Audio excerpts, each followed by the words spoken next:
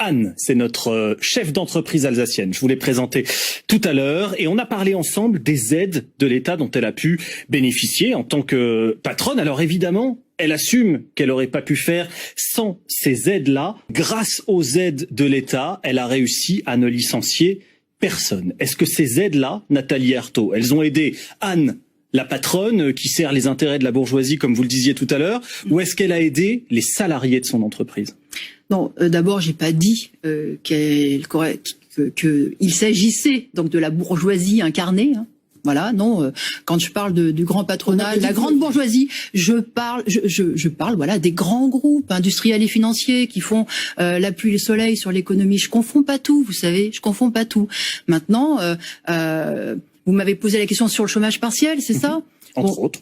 Le chômage partiel, bien sûr que ça, c'était destiné en théorie à éviter toutes les suppressions d'emplois, mais des suppressions d'emplois, il y en a eu. Il y en a eu des centaines de milliers. Il y a eu. Mais ça a permis d'en éviter 600 000. Oui, mais moi. Par rapport à la baisse, vous êtes professeur d'économie. Par rapport à la baisse du PIB, il y en a eu quand même assez peu grâce au chômage partiel. Non, mais moi, justement, je fais pas des statistiques comme ça. Moi, je sais qu'il y a 700 000 personnes qui ont perdu leur emploi. Ils ont perdu leur gagne-pain, ce qui leur permettait de payer leurs factures. Et ça, déjà, en soi, c'est pas acceptable. Mais déjà, en soi, c'est pas acceptable. 10 millions de personnes sont au chômage partiel et donc 10 millions de personnes vivent, mangent, payent leurs factures, comme vous le dites, grâce à l'État. Mais encore heureux. Parce qu'encore heureux. On les empêche de travailler. On les empêche de gagner leur pain. Vous voulez faire quoi, vous? Ils sont responsables de quoi? Ils seront coupables de quoi? Vous pouvez me dire? C'est quelque chose que vous saluez. Bah, moi, ce que je dénonce, c'est que ce chômage partiel soit pas à 100% du salaire, c'est ça? C'est 84. Mais vous savez, c'est pas un petit détail. Non, pour ceux qui sont à 1300 ou à 1400 euros. Parce que c'est non seulement 84% du salaire, mais c'est en plus avec toutes les primes qui sont supprimées.